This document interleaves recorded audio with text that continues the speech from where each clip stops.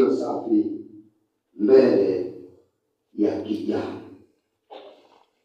Ujumbe wetu unasema njia iliyo safi mbele ya kijana. Sasa tunaona katika maandiko haya ambayo Daudi ameandika, anaanza kwa kusema kwenye ule mstari wa 9.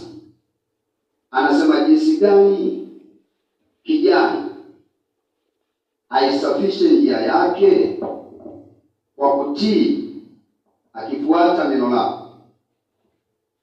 Katika mstari huu Daudi anataja njia,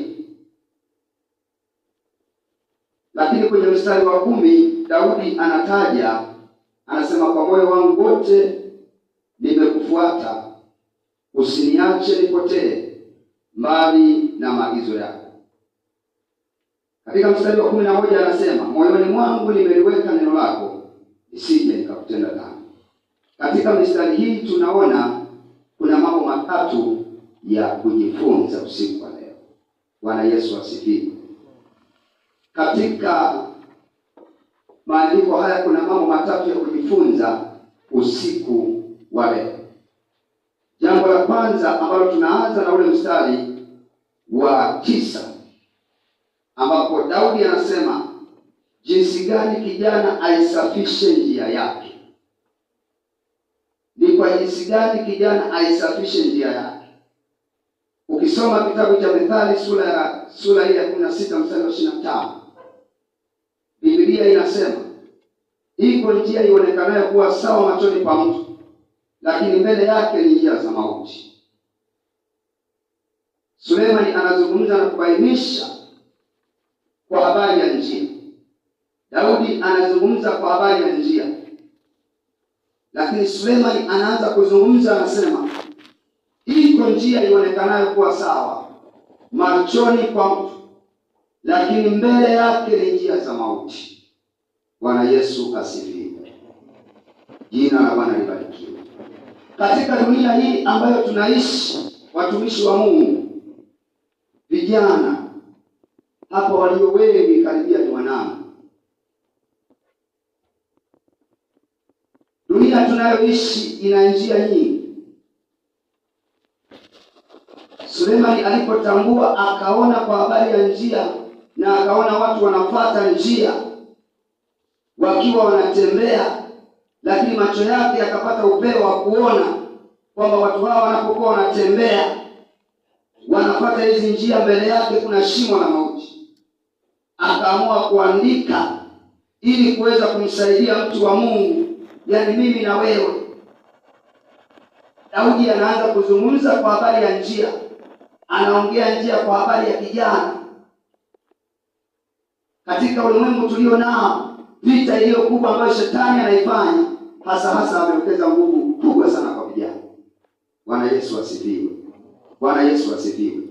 Kila itwapo leo, shetani anabuni mitindo mbalimbali, anabuni njia mbalimbali kwa vijana, anatengeneza njia, na wakati mwingine zinaonekana kuwa ni njia nzuri. Vijana wanapokuwa wanapita kwenye hizo njia, wakati mwingine wanaona ni furaha, wakati mwingine wanaona kwamba njia hizo zina amani maishani mwao, lakini kumbe mbele yake ni njia za mauti. Jina la Bwana libarikiwe. Usiku leo tuko kwenye mkesha hapa, na unaona vijana ambao tuko hapa, sio tu kwa sababu hiki ni chuo, lakini hata kama tungekuwa kule kanisani ungeweza kuona lika la vijana ambao wanashiriki kwenye mkesha. Lakini itokee uende disco ukaangalie namna jinsi ambavyo vijana wamejaa, namna walivyojitengeneza. Wengine wanatembea uchi vijana. Shetani anatengeneza mitindo mbalimbali kwa vijana, na wanapokuwa wanapita kwenye hizo njia, wanafanya hayo mambo, wanajisikia raha. Na hata wakati mwingine ukimwambia geuka, unaenda shimoni, hakuelewi. Anaona huyu mtu amechanganyikiwa. Wanakula kujana, mambo ya mitandao. Ukianza kuangalia namna vijana walivyoharibika, mitindo mbalimbali walionayo, hasa mambo wamepotosha sana vijana mambo ya muziki. Kiangalia wakina Diamond, wakina Harmonize, namna jinsi ambavyo wanatengeneza mitindo kwa vijana, na vijana wengi wamechukuliwa mno wakiangalia namna mitindo ambayo Diamond ameifanya, zile nywele zake alivyotengeneza, namna alivyosuka, vifaa wanayovaa, wanajisikia vizuri na wao wanaiga hiyo mitindo. Jamani, kweli sio kweli? Kweli sio kweli vijana? Najua tuko hapa ni pazuri, pana amani. Hapa yupo Roho wa Mungu anataka tutengeneze ili tuwe vijana wazuri ambao tunakubalika mbele za Mungu aliye hai. Bwana Yesu asifiwe.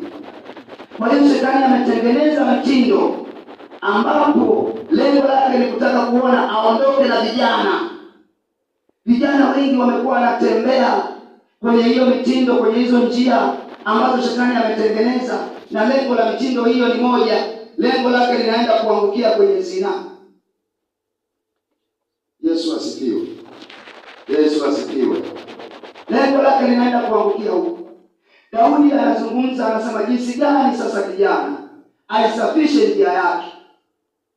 Jinsi gani, anauliza na swali, jinsi gani kijana aisafishe njia yake, aitengeneze njia yake iwe nzuri, ili asifike mahali akafuata njia za mauti ambazo vijana wengi wamekuwa wakifuatilia hizo njia. Mbele yake wanaenda kudumbukia, mbele yake wanaenda kuangukia kwenye shimo la mauti, mbele yake wanaenda kufa kifo kibaya ambacho kina adhabu ya jehanamu ya moto wa milele na milele. Bwana Yesu asifiwe.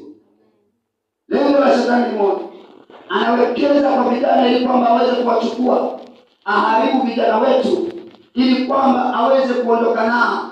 Lakini kwa neema ya Mungu, kwa sababu Mungu ametupa neno, na ndio maana tunajifunza hata usiku wa leo, tunakumbushana hatukubali kwa jina la Yesu kwenda na Shetani. Sisi tunaenda na Yesu aliyetuokoa. Useme amina basi iliyo kubwa. Amen. Kwani kipi ambacho kinakukasirisha mpaka usiseme amina? Yesu asifiwe. Amen. Neno la Mungu linapohubiriwa jamani, si amina?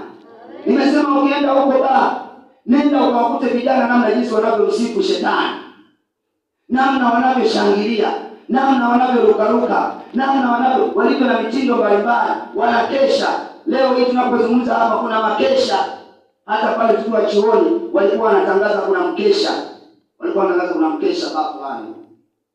Wanaanika watu waende. Nenda sasa hivi utembelee, utakuta nyomi ya vijana imejaa. Halafu angalia wanavyosherehekea, angalia wanavyoshangilia. Jamani, sisi si zaidi? Sisi sio zaidi? Sisi sio zaidi? Sulemani anabainisha, anasema iko njia ionekanayo machoni pa mtu kuwa ni sawa, lakini mbele yake ni njia za mauti. Kwa nini vijana wa sasa wameshindwa kumshinda Shetani? Kwa nini vijana wa leo wameshindwa kumshinda Shetani? Kuna sababu ambazo tunatamani tuweze kuziona hapa.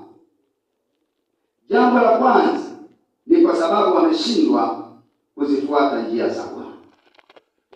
Bwana Yesu asifiwe. Ashukuriwe Mungu ambaye sisi vijana tulioko hapa tumefuata njia za Bwana. Amina. Yaani njia za Bwana ndizo ambazo tumezichagua, na ndio maana tuko hapa. Mungu awabariki sana. Lakini vijana wengi wameshindwa kumshinda Shetani kwa sababu wamefuata njia za Shetani, wamekataa njia za Bwana, wanaelekea shimoni. Ukizungumza habari ya neno la Mungu kijana hakuelewi. Sisi ni washuhudiaji. Mara nyingi tunaondoka tunaingia mitaani kushuhudia. Kijana akikuona una Biblia anatamani akimbie. Yesu asifiwe. Yaani hataki kukupa nafasi ya useme neno la Mungu. Hapa hizo habari kwake hazipo.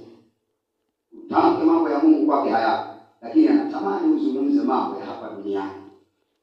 Jina la Bwana libarikiwe. Kwa hiyo sababu ni kubwa hii. Shetani amekuwa akifanya vita sana. Amekuwa akiwachukua vijana na kuwaingiza katika majanga ambayo yanawapelekea kuingia katika jehanamu ya moto wa milele. Lakini sababu nyingine, neno la Mungu halipo ndani yao. Neno la Mungu halipo ndani yao. Bwana Yesu asifiwe. Neno la Mungu limeondoka ndani yao. Ukisoma kwenye Zaburi mstari huu wa 10, anasema moyoni mwangu, anasema kwa moyo wangu wote nimekutafuta, usiniache nipotee mbali na maagizo yako. Lakini mstari wa 11 anasema moyoni mwangu nimeliweka neno lako. Halafu pale anasema nisije nikakutenda dhambi.